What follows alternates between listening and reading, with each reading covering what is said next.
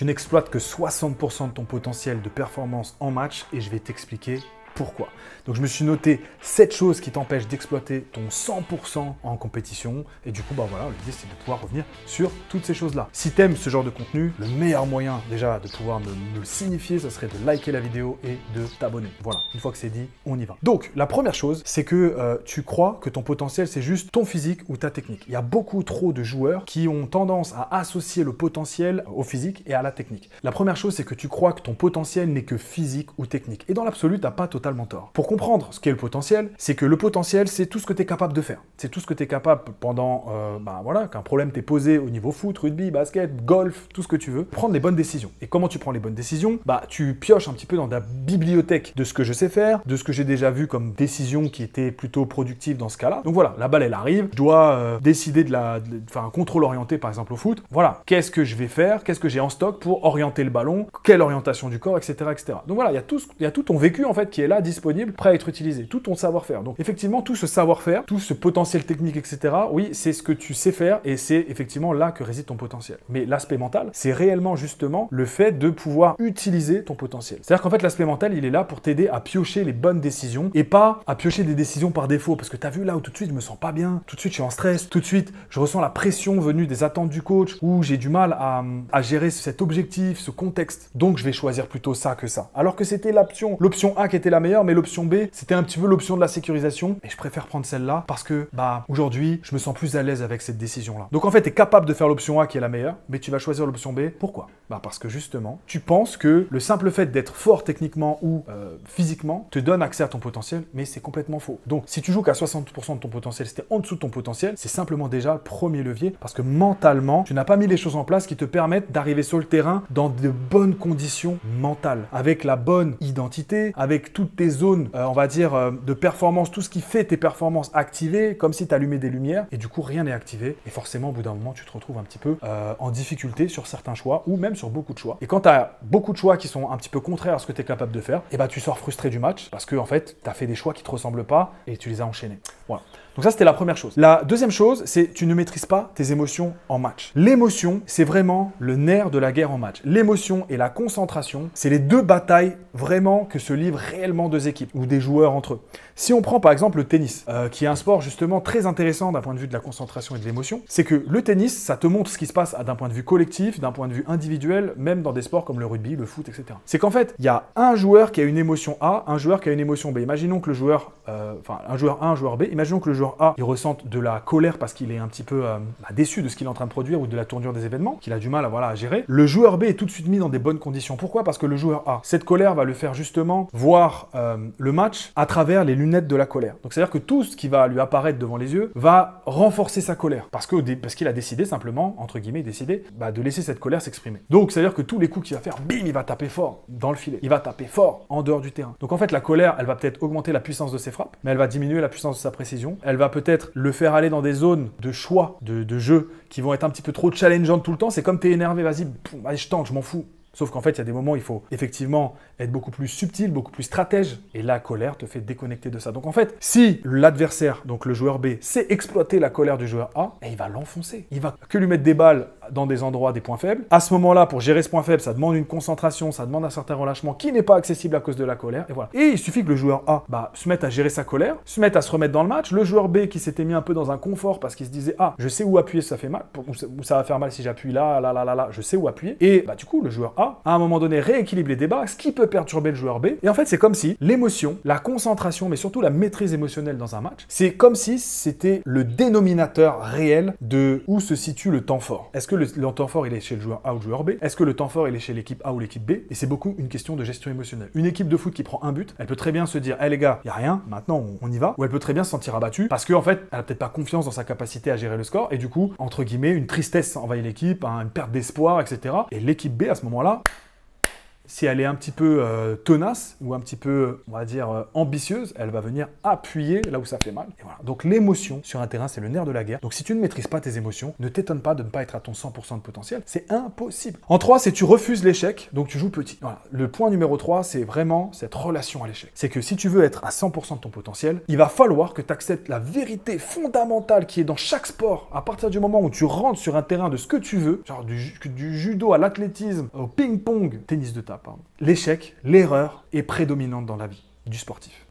Franchement, s'il y a une partie du sport avec lequel il faut être pote, c'est l'échec. Genre vraiment, si tu arrives à faire ça, à avoir une relation à l'échec beaucoup plus saine, les choses elles commencent à changer déjà dans l'utilisation de ton potentiel technique. Parce que ce qui fait que tu es dans des choix logiques et cohérents, que tu es à l'aise avec la prise de risque, c'est que tu es à l'aise avec l'échec. Donc si tu n'es pas à l'aise avec l'échec, ne t'étonne pas de ne pas réussir à prendre les bons risques au bon moment. Parce que l'échec il plane sur toi et toi il te fait peur. Versus l'échec il plane sur quelqu'un et il n'a pas peur. Mais limite il check l'échec, il check l'erreur. Qu'est-ce qu'il va faire? Il va tenter son truc parce qu'il n'a pas peur. Alors est-ce que c'est bien, est-ce que c'est mal? Je ne suis personne pour juger. Mais des gens qui ont peur, on va dire, du moindre petit truc dans la vie, versus des gens qui vont faire des sports extrêmes. Les gens qui font des sports extrêmes, ils ont peut-être une relation à la vie, à la mort, entre guillemets, qui est complètement différente d'autres personnes qui sont très très très crispées. Donc après, où est la vérité? Voilà. Est-ce qu'ils jouent avec leur vie, ces gens-là? Je ne sais pas. Mais en tout cas, dans les sports extrêmes, on sent bien que les gens qui font ça, ils ont déjà passé un cap en termes d'acceptation de ce qui pouvait arriver. Une forme de lâcher prise. Et ce lâcher prise-là, il est essentiel pour toute expression technique sur un terrain, pour donner du relief à un match, à une performance. Tu es obligé à un moment donné d'avoir ce lâcher prise. Sinon, tu fais que des petits choix et à la fin, tu fais un petit match, tout simplement.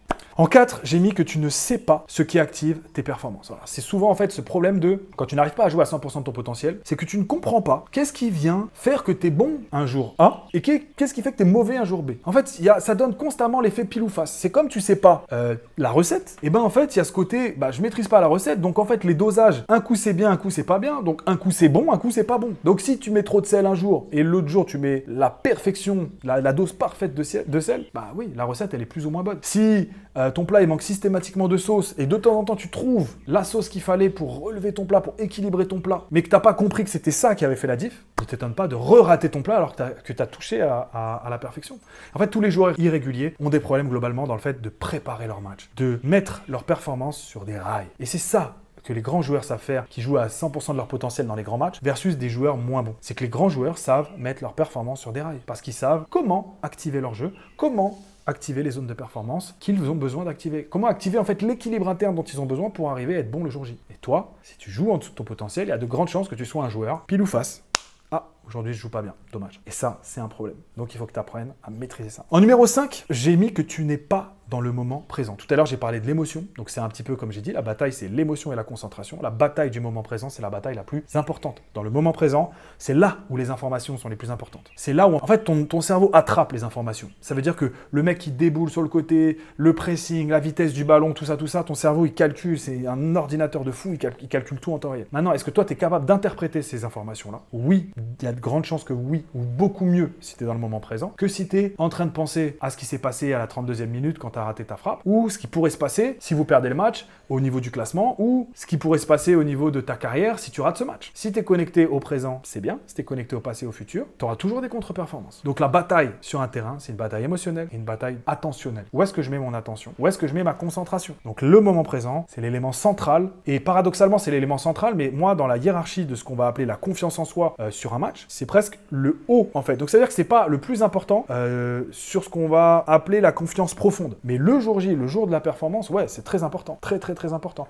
Ça vient vraiment sublimer tout le reste. Mais c'est un des éléments hyper importants de la performance, si ce n'est le plus important à un certain niveau. Voilà. On voit très bien qu'à très haut niveau, là où tout le monde a plus ou moins confiance en lui, on va dire ça comme ça, là où tout le monde a plus ou moins un fort niveau, genre par exemple la Ligue des Champions en foot, on voit très bien que la moindre erreur de concentration, elle est sanctionnée directement. Parce qu'à ce moment-là, il lui manque des millisecondes dans sa prise de décision. Et les millisecondes à un certain niveau, ça peut tout changer. Ça peut faire que tu rates un ballon, ça peut faire que tu rates une frappe à ça peut faire que tu te troues si tu es un gardien, etc. etc. Des millisecondes, ça se joue à ça. En 6, j'ai mis ton intention est passive. Donc ça rejoint un peu tout ce qu'on s'est dit, mais si tu ne résous pas ce problème de potentiel, que tu arrives tout le temps et que tu es en dessous de ton potentiel, c'est simplement parce que tu rentres sur le terrain avec des mauvaises intentions de jeu. Tu rentres sur le terrain pour peut-être éviter l'erreur, éviter de perdre, éviter la honte. Voilà, parce que la honte, c'est un des dénominateurs communs qu'on a tous les êtres humains, c'est qu'on veut tous l'éviter. Donc quand tu tires un penalty de manière mollassonne, un peu sur le côté, alors que limite ce qu'il y a de plus rentable, c'est de le tirer au centre, c'est simplement pour pas te taper la honte. Si à un moment donné, un gardien de but, il choisit systématiquement de plonger sur un côté et rarement de rester au centre, sur un penalty, c'est parce qu'il ne veut pas se taper la honte. Parce qu'il n'a pas envie, en fait, qu'on le voit